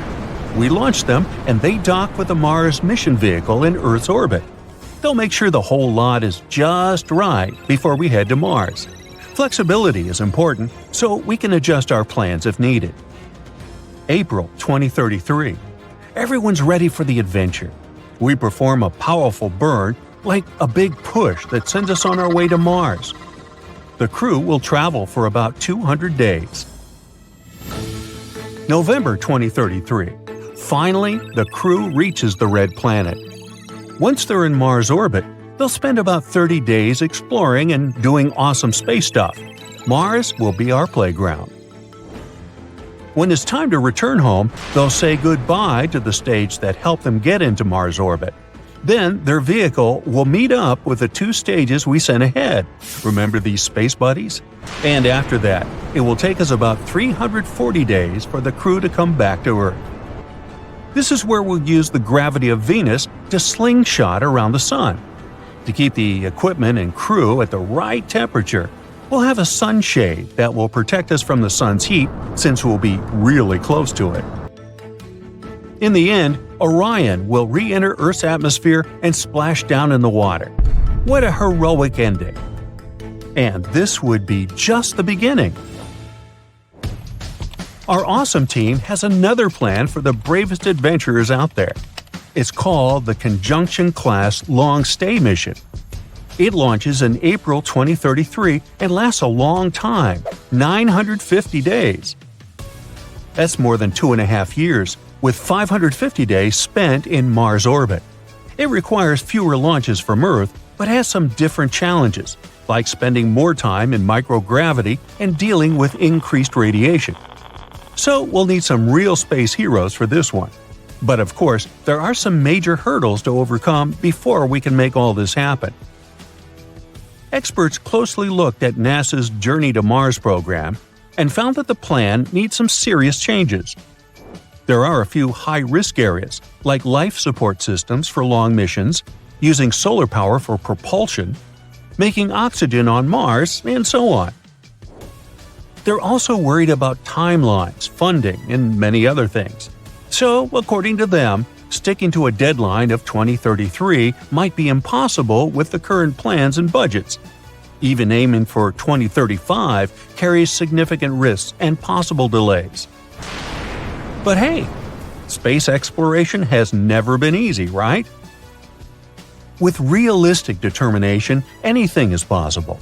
Most likely, the idea of sending people to Mars will be realized before 2040. NASA is working on finishing the plan and details to make this possible. So, even though we still have some tough nuts to crack before we can make it a reality, the dream of sending humans to Mars is exciting. It's a thrilling adventure full of challenges, discoveries, and the spirit of human exploration. So let's show the universe what we're made of. And that would be mostly carbon. Recently, scientists have made an astounding discovery that can change the entire course of Mars exploration. Apparently, there are oceans of liquid water on the red planet. So the future looks bright. We could use this water to support future missions and then even relocate to Mars since we wouldn't need to worry about where to get this precious liquid, right? Well, there's one big problem. These oceans of liquid water are in Mars, so deep inside that we aren't likely to get there. At least that's what a new analysis of seismic data collected by the Mars InSight lander claims. Huge reserves of liquid water seem to be the best explanation for some seismic quirks of the red planet. So all this precious water is out of our reach. But we need to find it to solve the puzzle of the aquatic history of our blushing, dusty neighbor. And the first thing we need to do is identify where the water is and how much of it the planet is hiding. Navigation has confirmed that the parachute has deployed and we are seeing significant deceleration. Now, our rovers are scurrying about on the surface of the red planet, gathering all the available data on the planet's surface geology. And it's getting increasingly obvious that Mars was once covered with water. Many factors, from Martian terrains to ancient dry lake beds and deltas, suggest that there was a time when the planet was quite soppy. These days, there's still some water on and right below the surface of Mars, but it's in the form of ice and nowhere near what Mars had in the ancient past. To understand how much of it could have been on the red planet billions of years ago, we must know where all this water went. There are two spots where the water could have gone: into space or toward the interior of Mars. Then it could have been isolated as either liquid reservoirs or ice deposits. Currently, we don't have any way of measuring how much water once leaked away. But now, we finally can find out more about the gooey center of the red planet. All thanks to the Mars InSight lander. It isn't operating anymore, but from November 2018 to December 2022, it was listening to the hums and rumbles and monitoring the activity below its feet. The thing is, acoustic waves generated by seismic activity deep inside the planet can change according to the composition and density of the material these waves are moving through. And scientists can get a lot of information analyzing the behavior of seismic waves. In this case, they used a model similar to those used to map underground oil fields and aquifers on our home planet. Then, with the help of this model, they analyzed the data gathered by InSight on Mars. They discovered that the best explanation could be that there was a layer of fractured rocks whose cracks were filled with water deep under the surface of the red planet. That layer could be at a depth of 7 to 12 miles. That's why it would be extremely tricky for future missions to get to it. And still, the new discovery could help us understand the Martian water cycle. Confirming the existence of a large reservoir of liquid water can help us sneak a peek at what the climate on Mars used to be or what it could be like one day. And if once Mars had a lot of water, it could have been habitable in the ancient past and might become habitable in the future. Water is crucial for life as we know it, so underground water reservoirs on the red planet could already be habitable. Maybe, while we're talking, tiny microorganisms or even some tentacled creatures are living their lives in the comfort of their underground home. On Earth, super deep mines do host life, and the bottom of the ocean, with its immense unbelievable pressures, isn't lifeless either. So far, we haven't found any evidence of life on Mars, but for now, it sounds like this place has the potential to sustain life. InSight data has shown that there isn't likely to be a lot of water ice in the upper crust of the planet, at least in the region around the lander. But if it turns out that there is a water-rich layer deep below the surface and stretching around the entire globe of the planet, then there would be enough water to fill ancient ocean beds and even more. Now, Mars isn't the only place outside Earth where there is water or where we might one day find water. Take the good old Moon, for example. On Earth's natural satellite, Water can be found all over the surface, but it's not the water you might be imagining. On the Moon, water remains mostly as ice, and it's distributed unevenly. For example, the poles of the Moon are the regions that never receive sunlight. This is the reason they're extremely cold, and it's no wonder there's a lot of ice there. The ice in these areas is often mixed with the lunar soil and hiding deep below the surface. Then there's Enceladus, the sixth largest moon of Saturn. In reality, it's not that large, just 314 miles across. In other words, this moon is small enough to fit inside Arizona. Ooh, we should try that. Well, interestingly, when the Cassini space probe first arrived at Saturn, researchers were expecting Enceladus to be a frozen ball of ice. But what they saw was plumes of icy particles and water vapor erupting from geysers on the moon's surface. It was clear that there was a massive ocean between the moon's rocky core and its icy shell. Then there's Jupiter's moon Europa. Scientists think that this world is one of the most promising places in the solar system when it comes to searching for new life forms. That's because Europa has a huge saltwater ocean as deep as 40 to 100 miles. And even though it's under a layer of ice that is likely to be 10 to 20 miles thick, it's still potentially habitable. Astronomers believe that plumes of water might erupt from cracks in the ice shell and release the contents of the moon's ocean into space. The temperature, pressure, and chemistry are very different on Europa, and astronomers aren't sure yet how the ice behaves there. That's the main reason they haven't figured out yet how deep or large the water reservoirs on Europa are and how long they need to refreeze. But out of all the places where we could find water in the universe, the most bizarre is probably open space. In 2011, two teams of astronomers discovered a cloud of water floating freely among stars. It was the largest and farthest reservoir of water ever detected. So this massive cloud of water vapor surrounds a black hole. But not just any black hole. This one's a quasar, located 12 billion light-years from Earth. The conditions around this quasar must be really special to create such an enormous amount of water. This cloud contains 140 trillion times the volume of all the water on Earth. That's enough to give every person on the planet a whole planet's worth of water 20,000 times over. Sounds wild, doesn't it? But there's something even cooler. Astronomers think this water cloud formed just 1.6 billion years after the universe began. This discovery is yet another sign that water has been around all over the universe, even in its early days. But here's the kicker. Until they found this, scientists had never detected water vapor so far back in time. Sure, there's water in our Milky Way galaxy, but most of it's frozen solid in ice. This discovery really pushes the boundaries of what we know about water in the universe. There are tons of weird things on Mars. Spoons, noodles, doors, even faces. Are they all really just rocks? Besides, it's not the only planet in our solar system full of mysterious things.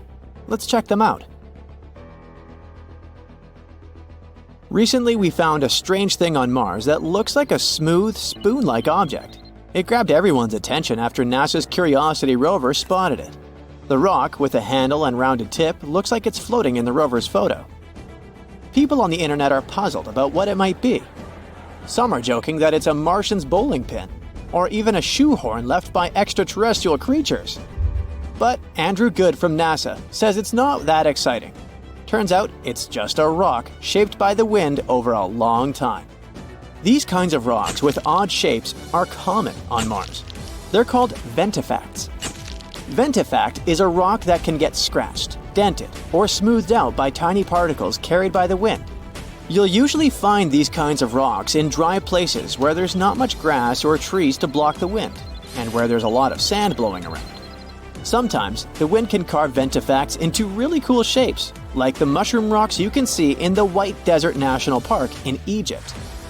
These rocks look like giant mushrooms because the wind wears away the bottom part faster than the top, making them stand tall and slim. Ventifacts aren't the only cool Martian rocks. Check out this series of surreal spikes protruding from the red surface. NASA's Curiosity rover stumbled upon them while exploring the Gale crater on Mars. They quickly caught everyone's attention. Twisting structures resembling spikes looked like some extraterrestrial doors. Even the SETI Institute, an organization focused on searching for extraterrestrial life, tweeted about the image, referring to it as a cool rock. But in reality, these are just hoodoos. These tall and thin spires occur when hard rock sits atop softer rock layers. Martian spikes are likely cemented fillings of ancient fractures in sedimentary rock, with softer material eroded away over time. Again, there are many hoodoos on Earth too. They're also called fairy chimneys or tent rocks. You can find them in places like Utah's Bryce Canyon and the Colorado Plateau. NASA is excited about these weird structures because they can help us learn more about the history of the Gale crater. There was also a rock that looked like a jelly donut. We called this rock Pinnacle Island. It was spotted by NASA's cameras. However, just 4 days earlier, it was nowhere to be seen. So how did it magically disappear? In a very anticlimactic way, it was kicked up by one of Opportunity's wheels as it traversed the Martian terrain. But there's still some mystery surrounding that jelly donut. Analysis revealed that Pinnacle Island contains unusually high levels of sulfur and manganese. Both of these things are water-soluble. In other words, there might have been some water action that created these elements in the rock. So this tiny thing suddenly caused a lot of drama, and an entire lawsuit against NASA. It claimed that the agency failed to investigate a possible fungus growing on Mars. Jelly donut fungus. But not all our findings are natural. Another puzzling discovery was this thing the Perseverance rover spotted. It's something that looks like tangled spaghetti or string. Just like the donut, this mysterious object showed up in a rover camera image and then vanished from the sandy ground in several days. It turns out that it could be debris from the rover's landing system. Perseverance landed in the Jezero crater in February 2021. It had a rough landing and accidentally scattered debris around. Some of these debris pieces have been showing up in the rover's images for a while now. The string-like object is likely a piece of shredded Dacron netting, which is a type of fiber used in thermal blankets. These blankets help regulate equipment temperatures during the super hot process of landing on Mars. It probably underwent significant unraveling and shredding due to strong forces during the landing. Thermal blankets lost a bunch of stuff back then. For example, this shiny foil piece spotted in June. The rover found it on a rock. What's remarkable is how far some of the debris has traveled. The rover landed about 1.2 miles away from where it's currently exploring. It's probably because the crash threw the debris into the air, and the Martian winds carried it over such a distance. Mars is known for its strong winds, which can move lightweight objects. However, while it's fun to stumble upon them on images, there are concerns about the debris and trash on Mars. We haven't even fixed this problem on Earth, and we're already creating it on Mars. The debris we left on the red planet is already accumulating in an area called Hogwallow Flats. Plus, the debris can accidentally contaminate the sample tubes used for collecting Martian rocks. So far, NASA isn't overly worried about this, but they're keeping a close eye on it to prevent any issues with the rovers. Now, how about not things, but animals? Curiosity caused quite a stir when it captured something that looked like a rat on Mars. Some started speculating that it could be evidence of indigenous Martian life, or even that this rodent was brought along by Curiosity. But the Mars rat, once again, turned out to be just a weird rock. It looked interesting because of the natural processes like wind erosion and mechanical abrasion. We also found some worm-looking things. Curiosity snapped a picture of a formation that looks like worms wriggling across the Martian landscape. Despite its tiny size, this formation stands out with its unique shape and rough texture. It's probably made of durable material resistant to Mars's harsh erosion. And finally, our top mysterious finding is the face on Mars. Cydonia is a region on Mars that has captured both scientific and popular interest.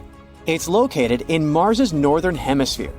It lies between heavily cratered regions to the south and relatively smooth plains to the north. There's a theory that the northern plains may have once been ocean beds. Maybe Cydonia was once a coastal zone. This place is full of interesting and beautiful features that tell us a lot about the history of the Red Planet. But its most interesting feature was the Martian face. This thing gained widespread attention when it was snapped by the Viking 1 orbiter in 1976. Some believed that it was evidence of a long-lost Martian civilization. At first, NASA dismissed it as a trick of light and shadow. But after some analysis, it turned out to be, yep, another rock. We also saw a face of a bear. It was captured by the high-resolution imaging experiment camera. In an image, we can see a circular fracture pattern that looks like a bear's head, with two craters forming the eyes and a V-shaped collapse structure like the nose. The head likely formed because something heavy settled on top of an old hole in the ground. This hole was filled with either lava or mud. The nose-like feature is speculated to be a volcanic or mud vent. But why do we keep seeing these strange things on Mars? Sometimes our brains can trick us into seeing things like faces or objects in rocks and other things. But these are just illusions called pareidolia. Pareidolia is a psychological phenomenon that makes us see familiar patterns or shapes, especially faces, where none actually exist. It's because the brain encounters something it doesn't recognize or understand right away. It tries to find things that look the most like this one. So it sees random patterns, textures, or sounds as something meaningful and recognizable. That's why a chair and clothes on it seems like a super creepy human-like figure at night. It also causes you to see faces or shapes in clouds, or hear recognizable sounds and even words in random noise. It's a fascinating proof of the power of our perception, but we also should be careful with it and not let our imagination run wild. Across millennia, scattered among clay tablets, sacred scrolls, and whispered myths, humanity has preserved haunting tales of a celestial anomaly, a rogue planet, a cosmic saboteur whose rare appearance heralds disaster and upheaval. The Sumerians called it Nibiru, the planet of crossing. Egyptians feared it as the destroyer. Biblical texts knew it as the wormwood star. Are these merely the colorful myths of ancient peoples, or are they fragmented memories of an all-too-real cosmic threat? Modern science, once quick to dismiss such legends, is now forced to reconsider. In 2016, astronomers Konstantin Batygin and Mike Brown from Caltech presented mathematical evidence suggesting the existence of a massive planet at the far edge of our solar system, Planet 9. Their calculations describe a world 5 to 10 times the mass of Earth, on a highly elongated orbit that takes between 10,000 and 20,000 years to complete a single revolution around the Sun. Here's where ancient myth and modern astrophysics begin to blur. Sumerian cuneiform tablets, dating as far back as the 4th millennium BCE, contain astonishingly accurate astronomical data. They describe a solar system of 12 celestial bodies, including a mysterious 12th planet, Nibiru. How did ancient people know about Neptune, discovered only in 1846, or Pluto in 1930? Were they simply guessing, or did they remember something we've forgotten? One of the most controversial voices in this debate is researcher Zecharia Sitchin. He spent decades interpreting ancient Mesopotamian texts and proposed a radical theory that Nibiru is a habitable world with a sweeping elliptical orbit, home to an advanced race known as the Anunnaki, beings who once visited Earth. Mainstream academia has rejected Sitchin's translations, but the uncanny parallels between his claims and recent astronomical findings are hard to ignore. Let's focus on what the data tells us. Something is warping the orbits of distant objects in the Kuiper Belt, a vast icy region beyond Neptune. These objects behave as if being shepherded by a massive, unseen force. The dwarf planet Sedna, for example, follows a wildly unusual orbit that can't be explained by known gravitational influences. And then there's the Kuiper Cliff, an abrupt drop-off in the number of objects beyond 50 astronomical units. What's causing it? Something or someone. These anomalies have left astronomers scratching their heads and have fueled growing speculation that a massive, unseen planet is hiding in the dark outskirts of our solar system. Ancient texts from multiple civilizations describe apocalyptic upheavals linked to a celestial intruder. The Egyptian Ipuwer papyrus eerily recounts plagues and chaos. The river is blood, the earth turned upside down, days are shrouded in darkness. The Babylonian Epic of Era speaks of a time when the stars left their appointed paths. These aren't just poetic metaphors. They're historical shockwaves echoing from a forgotten trauma. So what happens if Nibiru, or Planet 9, makes its next approach? Even without a direct collision, the consequences could be catastrophic. Its gravity might tilt Earth's axis, triggering sudden climate shifts. It could awaken tectonic fault lines and stir dormant volcanoes. Disturbed asteroid belts might send deadly space rocks hurtling toward us. It could disrupt our magnetosphere, disabling electronics and satellites. But perhaps the most chilling aspect of this theory is the cycle. Sumerian texts suggest that Nibiru returns roughly every 3,600 years.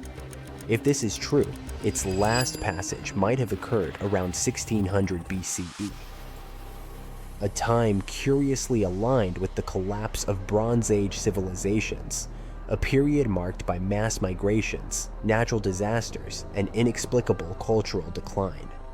Was this coincidence or consequence? The clock might be ticking again. Today, the hunt for Planet 9 continues, using the world's most powerful telescopes and cutting-edge simulations. We stand on the edge of either confirming the greatest myth ever told, or revealing that ancient peoples tried, in the only language they had, to warn us. It may not bear the name Nibiru. It may not carry golden tablets or alien emissaries. But if it exists, its return will reshape everything we think we know about history, science, and our place in the cosmos. One thing is certain, our solar system is far from tamed. It harbors secrets in its coldest, darkest corners, riddles older than civilization itself. And perhaps, just perhaps, the old stories were never stories at all. Maybe they were prophecies. Maybe they were the echo of survivors. Maybe the star of change is already on its way.